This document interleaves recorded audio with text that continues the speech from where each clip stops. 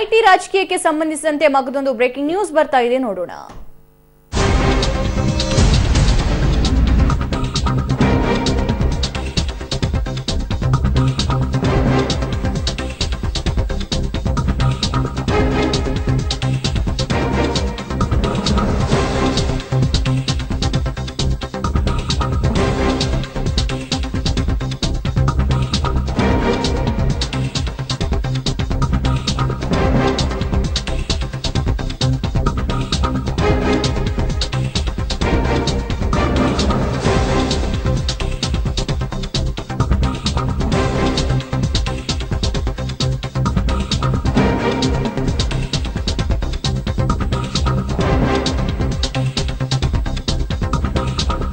ಇದು ರಾಜಕೀಯ ಮಹಾಸ್ಫೋಟಕ ಸುದ್ದಿ. ಐಟಿ ಇಲಾಖೆ ಸಿಎಂ ಆಪ್ತರ ಮನೆ ಮೇಲೆ ರೇಡ್ ಮಾಡಿದ್ಯಾಕೆ ಎನ್ನುವಂತ ಪ್ರಶ್ನೆ ಎಲ್ಲರನ್ನೂ ಕೂಡ ಕಾಡ್ತಾ ಇದೆ. ಮಂಡ್ಯ, ಹಾಸನ, ಮೈಸೂರು, ಬೆಂಗಳೂರಲ್ಲಿ ಐಟಿ ಅಧಿಕಾರಿಗಳ ದಾಳಿನ ಹಿಂದಿನ ರಹಸ್ಯ ಆದ್ರೂ ಏನು? ಕೆಲವೇ ಕ್ಷಣಗಳಲ್ಲಿ ಮಹಾಸ್ಫೋಟಕ ಸುದ್ದಿಯನ್ನ ನಿಮ್ಮ ಪಬ್ಲಿಕ್ ಟಿವಿ ಬಯಲು ಮಾಡುತ್ತೆ.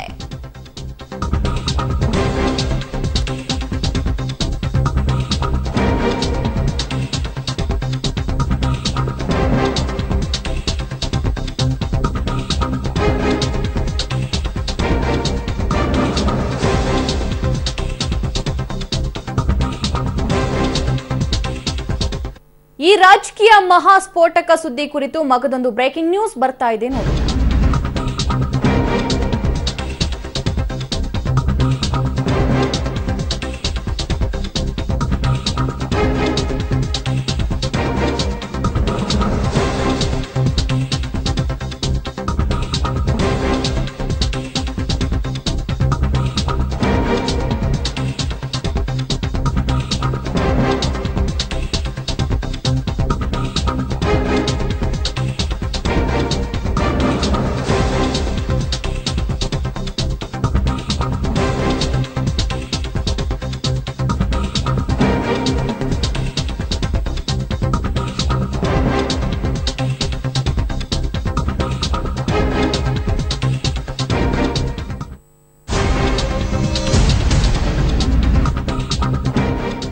ಇದು ಲೋಕಸಭಾ ಚುನಾವಣೆಯನ್ನ ಮುಂದೂಡುವಂತಹ ತಂತ್ರನ ಅನ್ನುವಂತ ಪ್ರಶ್ನೆ ಕೂಡ ಕಾಡ್ತಾ ಇದೆ. ಯಾಕಂದ್ರೆ ಈ ಹೊತ್ತಲ್ಲಿ ಐಟಿ ದಾಳಿಯನ್ನ ನಡೆಸಿದ್ದಾದ್ರೂ ಯಾಕೆ? ಸೋಲಿನ ಭೀತಿಗೆ ತುತ್ತಾಗಿ ಐಟಿ ರೇಡ್ ಮಾಡಿಸ್ತಿದ್ಯಾ ಬಿಜೆಪಿ ಅನ್ನುವಂತ ಪ್ರಶ್ನೆ ಕಾಡ್ತಾ ಇದೆ. ಮಂಡ್ಯ, ಹಾಸನ, ಮೈಸೂರಲ್ಲಿ ಗೆಲ್ಲಲ್ಲ ಅಂತ ಗೊತ್ತಾಗಿ ಐಟಿ ದಾಳಿಯನ್ನ ಬಿಜೆಪಿ ಮಾಡಿಸ್ತಾ. ಈಗ ಐಟಿ ದಾಳಿ ನಡೆದ ಕೂಡಲೇ ಜೆಡಿಎಸ್ ಕಾರ್ಯಕರ್ತರು ದಂಗೆ ಹೇಳ್ತಾರೆ. ಈಗಾಗಲೇ ಸಿಎಸ್ ಪುಟ್ಟರಾಜು ಅವರ ಮನೆ ಹತ್ರ ಅಭಿಮಾನಿಗಳು ಕೂಡ ಬಂದಿದ್ದಾರೆ.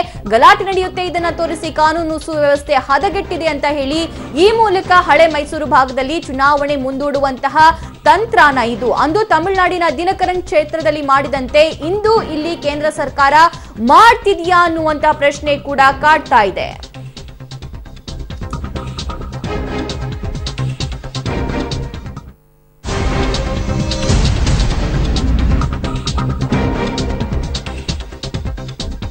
ಲೋಕಸಭಾ ಚುನಾವಣೆ ಹೊತ್ತಲ್ಲೇ ಐಟಿ ಅಧಿಕಾರಿಗಳು ಯಾಕೆ ದಾಳಿ ನಡೆಸಿದ್ದು ಅಂತ ಕೂಡ ಎಲ್ಲರೂ ಕ್ವಶನ್ ಮಾಡ್ತಾ ಇದ್ದಾರೆ. ಅಂದ್ರೆ ಲೋಕಸಭಾ ಚುನಾವಣೆಯನ್ನ ಹಳೆ ಮೈಸೂರು ಭಾಗದಲ್ಲಿ ಮುಂದೂಡುವಂತಹ ತಂತ್ರನ ಇದು ಬಿಜೆಪಿದು ಅಂತ. ಯಾಕಂದ್ರೆ ಆ 3 ಕ್ಷೇತ್ರದಲ್ಲಿ ಬಿಜೆಪಿಗೆ ಸೋಲಿನ ಭೀತಿ ಕಾಡ್ತಾ ಇದೆ. ಸೊ ಹಾಗಾಗಿ ಚುನಾವಣೆಯನ್ನ ಮುಂದೂಡುವಂತಹ ತಂತ್ರನ ಅಂತ. ಮಂಡ್ಯ, ಹಾಸನ, ಮೈಸೂರಲ್ಲಿ ಗೆಲ್ಲಲ್ಲ ಅಂತ ಬಿಜೆಪಿ ಈ ಚುನಾವಣೆಯನ್ನ ಮುಂದೂಡುವಂತಹ ತಂತ್ರ ಕೂಡ ಮಾಡ್ತಿದೆ ಅಂತ ಹೇಳಲಾಗ್ತಾ ಇದೆ. ಈ ಕುರಿತಂತೆ ಲೈವ್ ಅಪ್ಡೇಟ್ಸ್ ಪಡ್ಕೊಳ್ಳೋಣ ನಮ್ಮ ಪ್ರತಿನಿಧಿ ಬದ್ರುದ್ದೀನ್ ಅವರಿಂದ. ಬದ್ರುದ್ದೀನ್, ಕೇವಲ ಮೈಸೂರು, ಬೆಂಗಳೂರು, ಹಾಸನ, ಮಂಡ್ಯ ಮಾತ್ರ ಅಲ್ಲಿ ಐಟಿ ರೇಡ್ ಆಗಿದೆ, ಯಾಕೆ ಅಂತ ಕೂಡ ಕಾರ್ಯಕರ್ತರು ರೊಚ್ಚಿಗೆ ಹೇಳ್ತಿದ್ದಾರೆ. ಏನ್ ಕಾರಣ ಅಂತ ಇರಬಹುದು?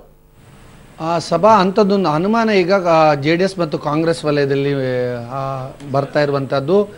ಕೇವಲ ಯಾಕೆ ಹಳೆ ಮೈಸೂರು ಭಾಗದಲ್ಲಿ ವಿಶೇಷವಾಗಿ ಕುಮಾರಸ್ವಾಮಿ ಅವರ ಆಪ್ತರ ಮತ್ತು ಜನತಾದಳದ ಪ್ರಮುಖ ನಾಯಕರ ಮೇಲೆ ಐಟಿ ದಾಳಿ ಆಗ್ತಾ ಇದೆ ಅಂತಂದರೆ, ಚುನಾವಣೆಯಲ್ಲಿ ಏನು ಈ ಭಾಗದಲ್ಲಿ ಏನಾದ್ರು ಜೆಡಿಎಸ್ ನಾಗಾಲೋಟವನ್ನು ತಡಿಲಿಕ್ಕೆ ಬಿಜೆಪಿ ಐಟಿಯನ್ನು ದುರ್ಬಳಕೆ ಮಾಡ್ಕೊಳ್ತಿದ್ಯಾ ಅಂತ ಒಂದು ಆರೋಪ ಕೇಳಿ ಬರ್ತಾ ಇದ್ರೆ, ಮತ್ತೊಂದು ಸಂಚು ಅಂತ ಹೇಳಿದ್ರೆ ಈ ಭಾಗದಲ್ಲಿ ರಾಜ್ಯ ಸರ್ಕಾರ ಅಧಿಕಾರ ದುರ್ಬಳಕೆ ಮಾಡ್ಕೊಳ್ತಾ ಇದೆ ಅನ್ನೋ ದೂರನ್ನು ಈಗಾಗಲೇ ಕೊಟ್ಟಿರುವಂಥ ಬಿಜೆಪಿ ಕೇಂದ್ರದ ಪಡೆಯನ್ನು ನಿಯೋಜಿಸಬೇಕು, ಅಲ್ಲಿ ಭದ್ರತೆ ಇಲ್ಲ, ಏನು ಸುಮಲತಾ ಸೇರಿದಂತೆ ಯಾರಿಗೂ ಸೆಕ್ಯೂರಿಟಿ ಇಲ್ಲ, ಕೇಂದ್ರದ ಭದ್ರತೆ ಕೊಡಬೇಕು ಅಂತೆಲ್ಲ ಬಿಜೆಪಿ ಈಗಾಗಲೇ ದೂರನ್ನು ಕೊಟ್ಟಿದ್ದನ್ನೇ ನೆಪವಾಗಿಟ್ಕೊಂಡು ಈಗ IT ದಾಳಿ ಸಂದರ್ಭದಲ್ಲಿ ಏನಾದರೂ ಅದು ವಿಶೇಷವಾಗಿ ಹಳೆ ಮೈಸೂರು ಭಾಗದ ಜನ ಅಂದರೆ ಹಾಸನ ಮತ್ತು ಮಂಡ್ಯ ಜನ ಕಾರ್ಯಕರ್ತರು ಏನಾದರೂ ಭುಗಿಲೆದ್ದು ಕೇಂದ್ರ ಸರ್ಕಾರದ ವಿರುದ್ಧನ ಅಥವಾ ಅಧಿಕಾರಿಗಳ ಮೇಲೆ ದಾಳಿ ಮಾಡುವಂಥದ್ದ ಅಥವಾ ಏನಾದರೂ ಕಾನೂನನ್ನು ಕೈಗೆತ್ತಿಕೊಂಡ್ರೆ ಅದನ್ನೇ ನೆಪ ಮಾಡಿಕೊಂಡು ಆ ಭಾಗದಲ್ಲಿ ಕಾನೂನು ಸುವ್ಯವಸ್ಥೆ ಸರಿ ಇಲ್ಲ, ರಾಜ್ಯ ಸರ್ಕಾರ ಸಹಕರಿಸ್ತಾ ಇಲ್ಲ, ಸ್ಪಂದಿಸ್ತಾ ಇಲ್ಲ, ಕಾನೂನು ನಿಯಂತ್ರಣದಲ್ಲಿಲ್ಲ ಅನ್ನೋ ನೆಪ ಒಡ್ಡಿ